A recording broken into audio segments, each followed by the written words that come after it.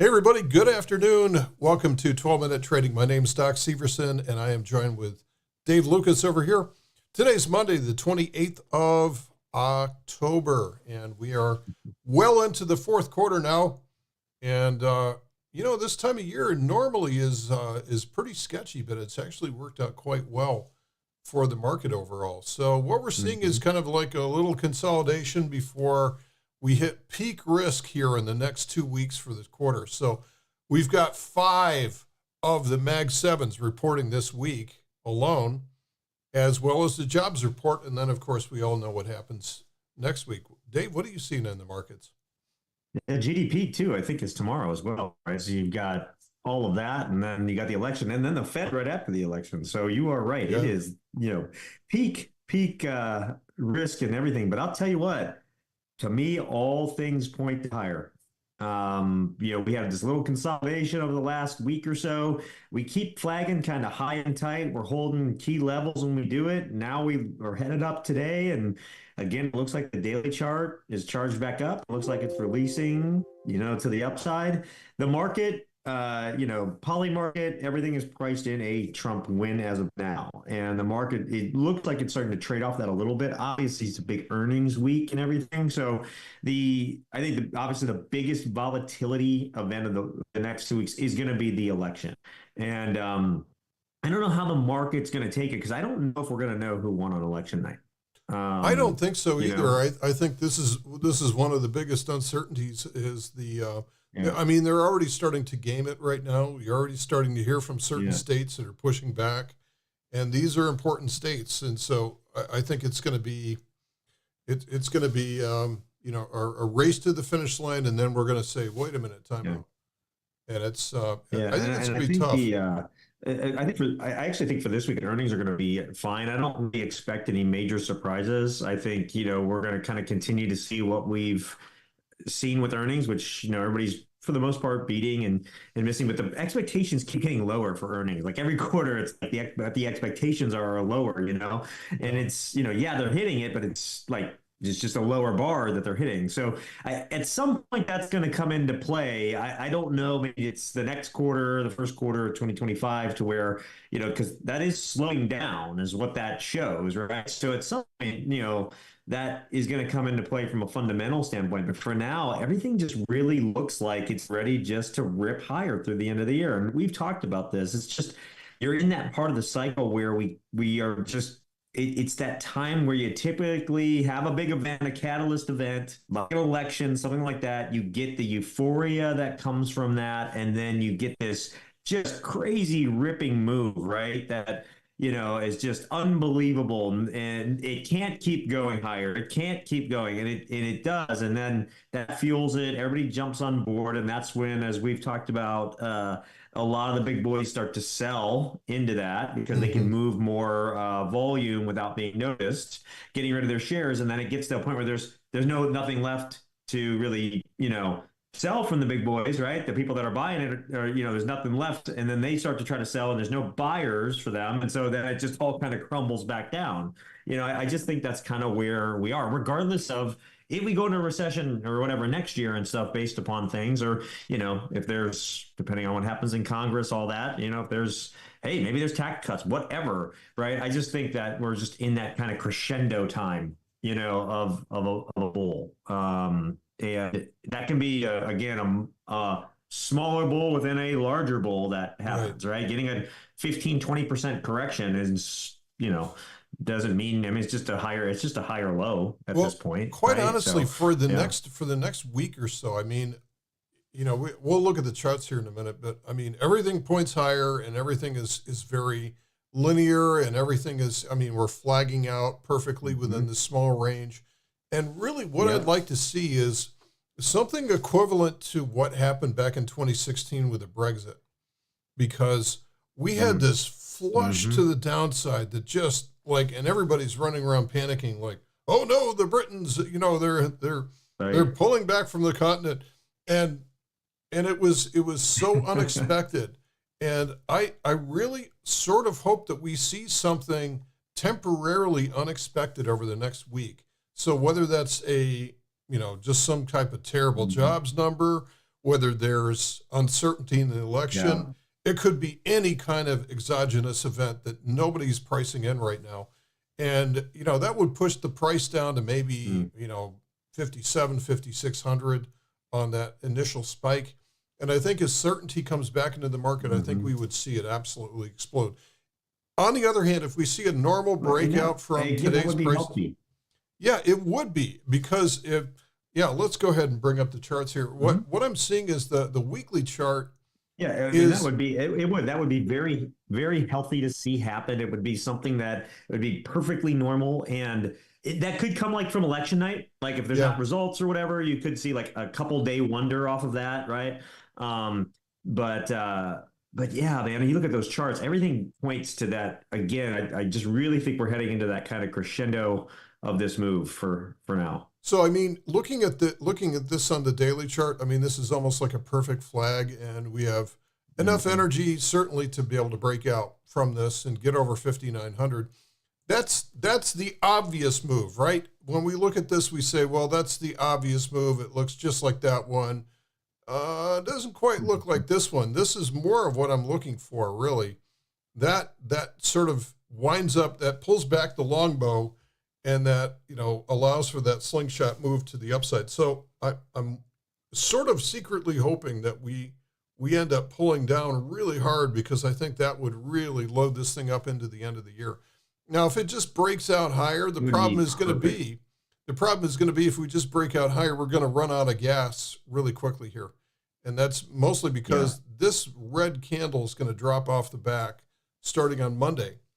And we're going to be left with essentially this 480 point move to the upside, really without any kind of break whatsoever. Even though last week was a little bit of a break, but still, that is Right. one hell of a move. It's similar to what we went through here and here. All of these are kind of about the same duration and magnitude from this. And so I'm just, again, this is not the popular thing to say, but I'd sort of like to see some type of hair raising, um, Well, distribution that, in I the. mean, there are like a bad earnings could do that. Right now, I'll tell you the strongest looking chart is actually the Nasdaq. It's got the most energy for the weekly, the daily. The daily is clearly releasing higher on that chart. So you pull like the NDX, you can see it really well on there. And that makes sense. Obviously, we've got most of the Mag 7 reporting this week, right? Mhm. So you can see that it's got more energy than the S&P. It's still, got about middle of the road. But if that thing wants to go all the way down like it's done the last few times there, all the way down to the 25 line, the red line you got there, that's a ton of room. That's weeks worth of energy to run higher, Yeah. So you know? so really the So thing that's important here is the monthly chart is yeah. saying, hey guys, whatever you kids want to do, I'll take care of you. I'll just put you on my back and let you run.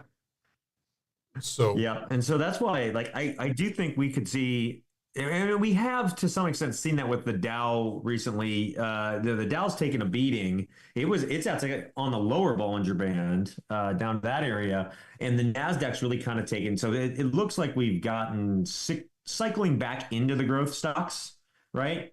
And so yeah, you can see like on that daily, see where it's such a different chart on the Dow than it right. is for like the S&P, and where they're all riding kind of near um Well, S&P at least is riding close to all-time highs, right? these two are playing complementary to each other, because the Nasdaq was running Mhm. into the first part of the year while the Dow was Yep. sitting there just doing all the heavy lifting, and then the Dow took Yep. over in the third quarter here and Exactly. and The got it Nasdaq into had a rougher exhaustion, quarter. right? So and then it's as you pointed out, the Nasdaq is perfectly set up to take the baton right now. As to whether or not it will, we'll find out. But there's no reason why it shouldn't at this point. I think this week, we could see daily chart exhaustion off the Nasdaq this week on some good earnings. You could see that thing really spike higher too. But I mean, like even today though, you can see what Doc's been talking about on these charts about the weeklies getting more tired, like where you've got the spike in the morning, and we've seen this a few times over the last week where you've had this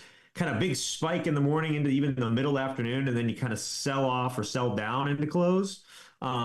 And part of that's to charge back up the weekly, because the daily can only go so far. So we're kind of seeing that some too. On Friday was like a perfect example of what happens in a corrective market. Mm-hmm. We're still in a corrective market until this thing fully breaks out. We gapped up, and then we took the opening range, and then we added to that, and then it tried to break it even further. And for retail traders seeing something like this, the S&P is up, I don't know, it was probably 40 points or something like that. They see something like that, and they cannot stand themselves. They've got to run into this. And I believe a lot of these are manufactured moves by institutions that want to lighten their loads. They push the thing up into light volume, and then, just like flies attacking this thing, retail traders come in and buy, and then the institutions say, "Thank you very much, I'm out of here." And down she goes. It's a microcosm of like what a bigger correction or sometimes a crash looks like, right? Now, today, people all jump on board at that, running up in that high, and then that's the volume to sell into, and then there's nobody left to buy, and so I need to sell, right?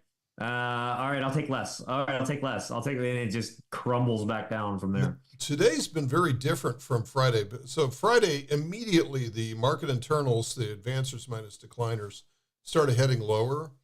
And today we've had a little bit of, a a decline, but it's been very gentle.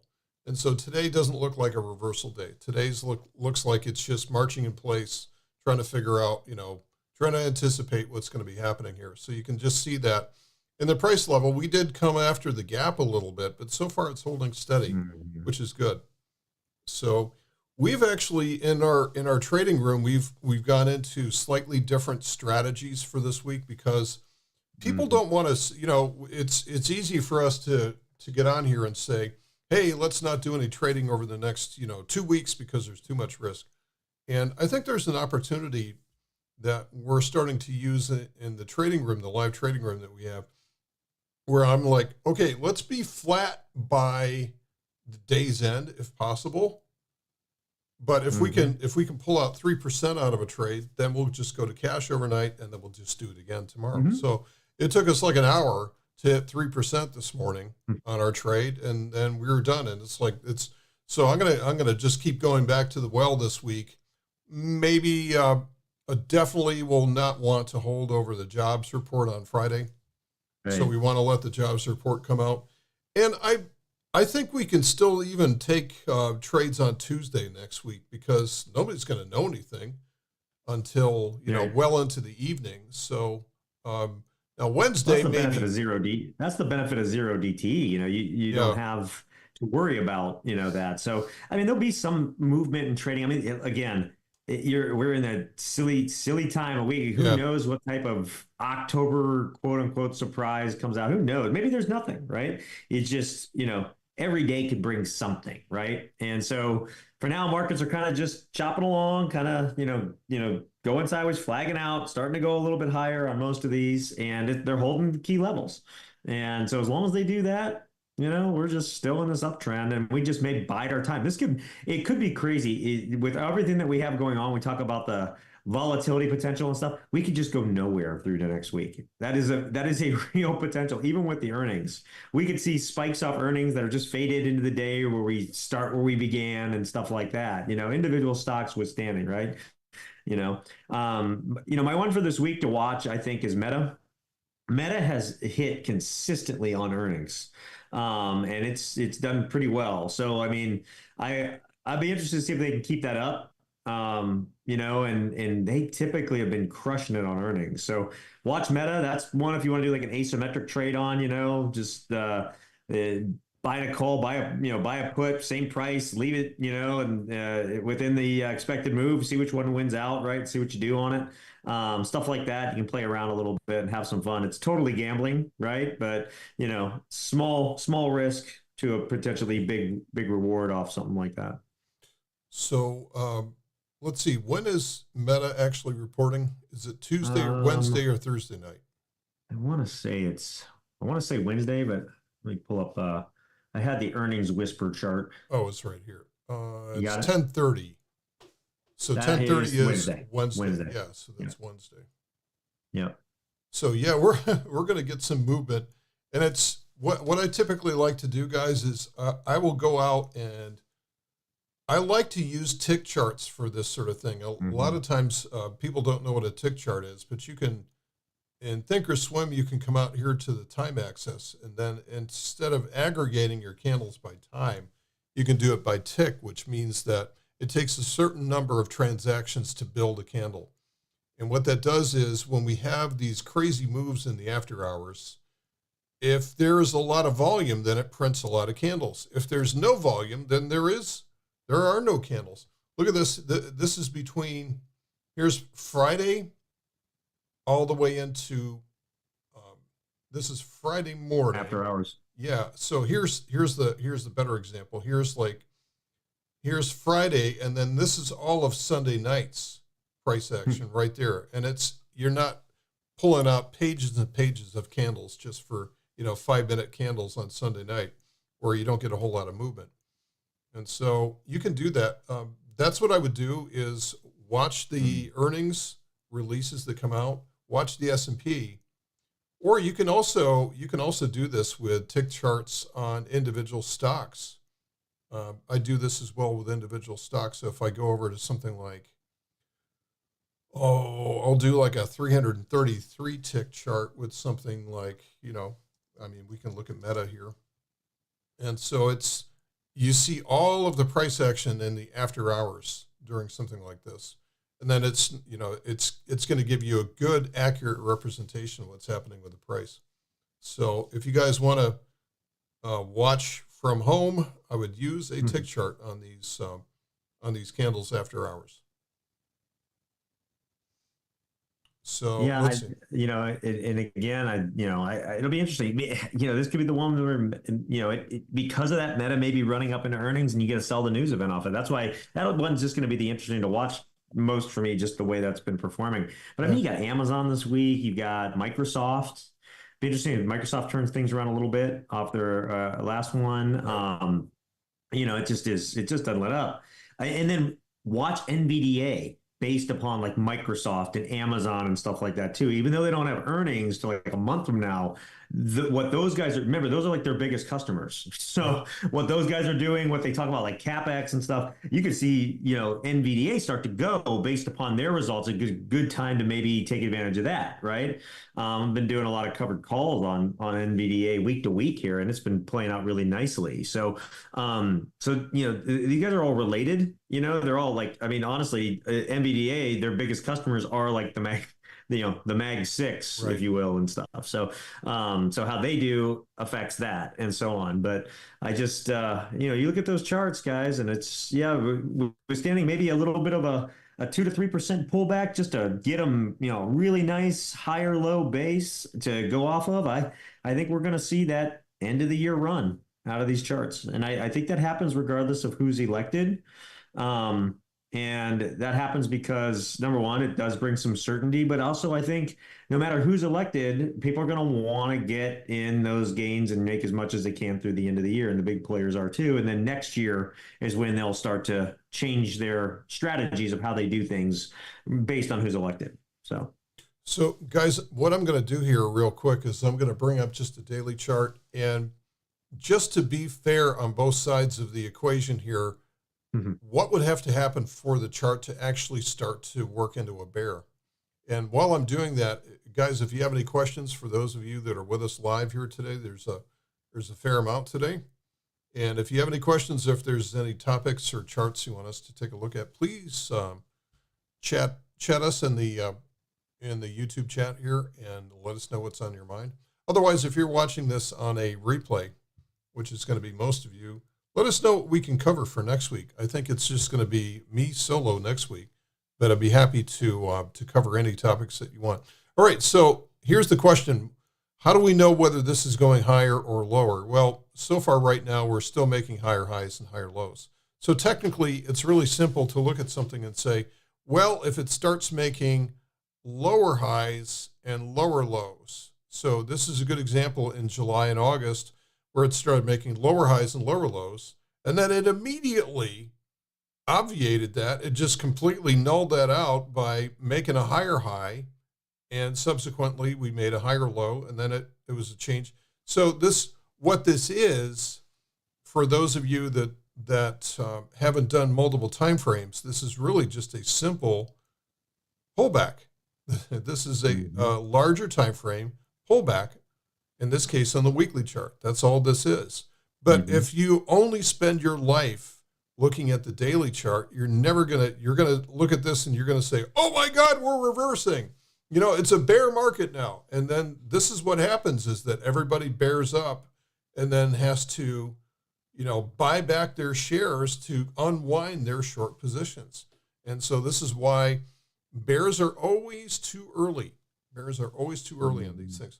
So what I'm going to look for the first thing you want to look for is reversal candles, where you end up with candles that look like this, where you go a lot higher early on in the day, and then you end up closing a lot lower with a small real body. That's also called a shooting star, but there's lots of different bearish candlestick patterns that you can see from that.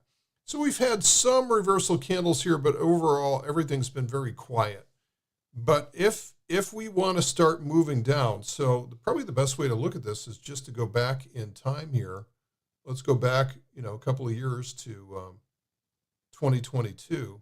And this is a great example of what happened. So here we are. Actually, let's go back one more year from this. 2022 seems like it was just yesterday, and it wasn't.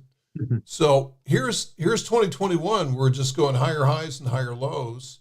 And then all of a sudden what happens is we have what I call a shot over the bow. And it takes out some important lows. So all of these are higher lows, and it took it out. And it also went below the 200-day moving average in green, which is, that's all kinds of bad stuff there. Yeah. And then what happened is it printed a lower high, lower low, so that the downtrend continued. So this was a warning. And then what happened is we got a nice little rally, real strong, almost into, actually that was a higher high here. But all this was, again, this is where we have to use multiple time frames. All this was a, gosh, I got to go back another year here. All this was a lower high in the weekly chart. So after all that, the big rally into April, that was just a lower high in the weekly chart. And this is where everything began to really fall apart, because up to this point, you could make the case that this was just a, all right. What do we do? Oh, that is our 3% on the campaign diagonal today. Nice hit. Just hit our target.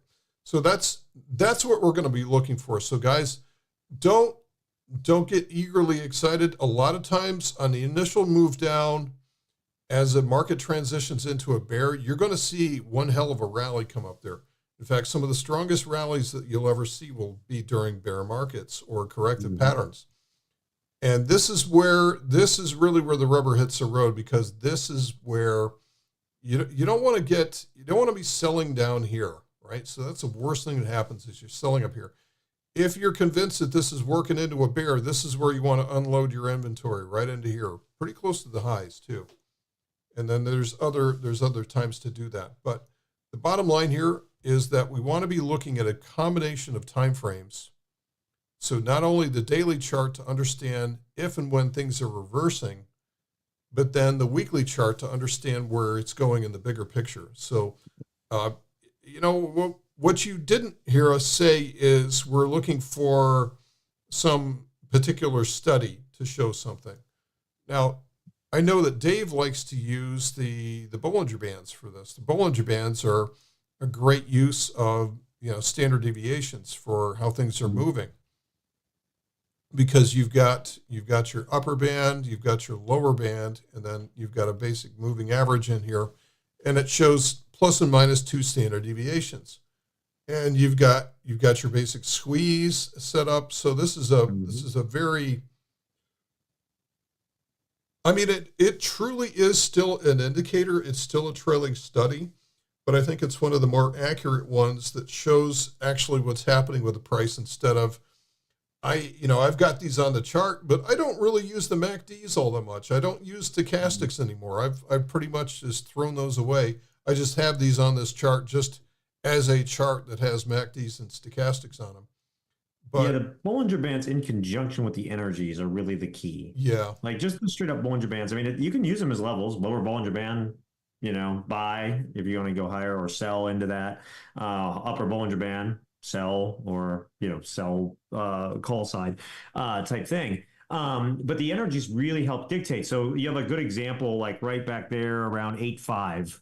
And you can see where we sold off. We're at the lower Bollinger Band. We're exhausted on energy on the stochastics and everything, and that's where you're going to see, when you're that exhausted and you pulled back that far, your energy's done, you just can't keep really trending in that direction, at least in the short term. On like a daily chart, you're probably going to get a rally from that, 5, 7, 10 days. And what do we get? Right, we get the rally, it charges the chart back up, and we head back down a little bit again, and we do the same thing. But the Bollinger Bands do act like kind of the ropes of the boxing ring.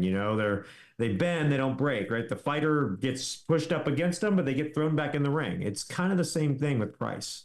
And that's kind of the way to. So there's people that's all they do. They just trade off, the upper and lower Bollinger Band swings, and you can do that too. You just have to be disciplined about it. one of the But I biggest, like the energies because that will signal to me, okay, all right, we've gone far enough, because we'll ride the lower Bollinger Band for a while sometimes, right? But when the energy's into exhaustion, then it's like, okay, this is a good time to enter, and take advantage. That's probably my favorite entry. yeah, one of the things that I had to go through when I first got into this some time ago was, I'd see, becoming overly dependent upon just standard indicators and seeing something like this, like, oh man, we're overbought. Let's short the index. And then I'd see something like this happen, and I'd be like, pat myself on the back and saying, oh man, I've got it nailed. And then, seeing the same thing, and then all of a sudden it just runs through you, right? So just because something's overbought doesn't mean that it can't become more overbought. Same thing here. Oh, it's 2016 overbought. is a great example of Yeah. that. In 2017, after the election back Oh, then, yeah, that no was the kidding. market that just didn't stop. Big time. So we've come up with, I'd say, more accurate ways to look at things by looking at multiple time frames, first of all. And secondly, understanding exactly what's happening with the combination of those different time frames as well as the energies through these. And then when you combine those with statistical analysis through like Bollinger Bands that shows you standard deviation, as well as some of the option studies that we use as well too. And we're not really all that surprised when we see movements now. Well, and one other thing too that typically it's either a precursor or a cause of more of the bigger corrective type things, is typically when you have like a paradigm shift in like the larger status quo. So real simple, Fed starts raising rates, right?